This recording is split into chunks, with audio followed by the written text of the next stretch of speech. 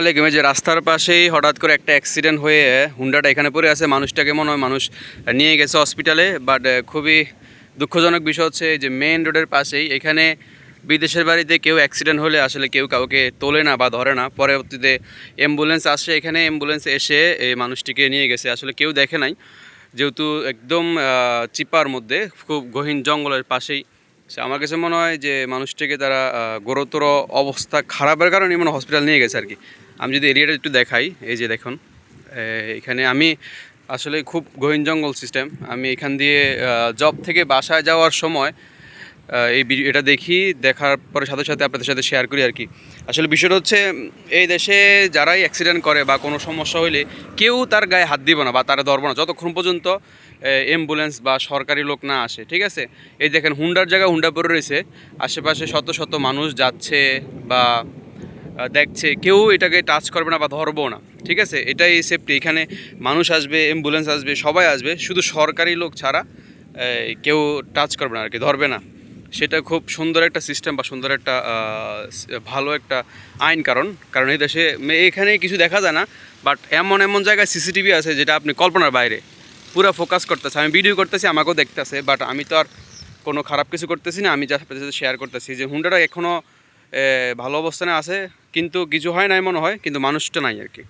মানুষটা এখানে নাই, মেবি আছে কুয়ালালামপুর হসপিটালেই। এখানে দেখেন গহীন জঙ্গল, জানি না পশু পাখি আছে কি না। ঠিক অনেক খারাপ লাগলো বিষয়টা দেখে আর কি, আপনাদের সাথে শেয়ার করলাম। আসলে বিদেশের মাটিতে, বাংলাদেশে এই সিস্টেমটা ভালো, বিদেশের মাটিতে এটা ভালো লাগে না আমার, যে মানুষ গুরুতর অ্যাক্সিডেন্ট করে থাকলেও কেউ তাকে ধরবে না। মানে তার অবস্থা ভালো কেউ যখন দেখে, শুরুতে যদি তাকে হসপিটাল নিয়ে যাওয়া হয়, তাহলে মানুষটা মনে হয় ভালো অবস্থানে আসতে পারতো বা তার সুস্থ হওয়া সম্ভব।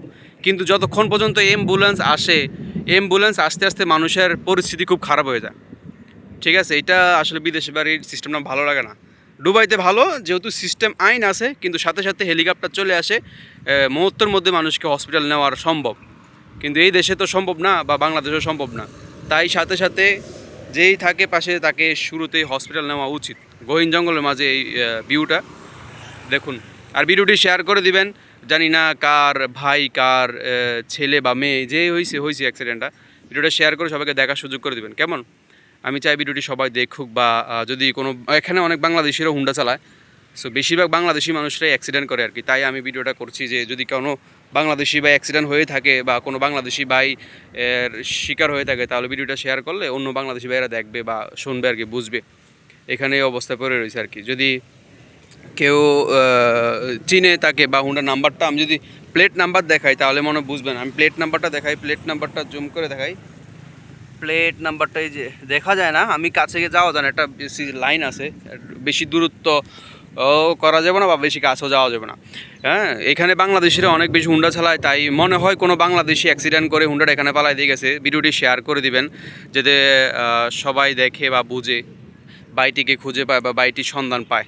ইনশাআল্লাহ আপনারা যদি সাপোর্ট করেন বা এই বিষয়টা মানুষের সোশ্যাল মিডিয়ার কাছে পৌঁছায় দেন, তাহলেই এটা সম্ভব সমাধান হওয়া। ইনশাআল্লাহ ভালো থাকবেন, সুস্থ থাকবেন। আসসালামু আলাইকুম।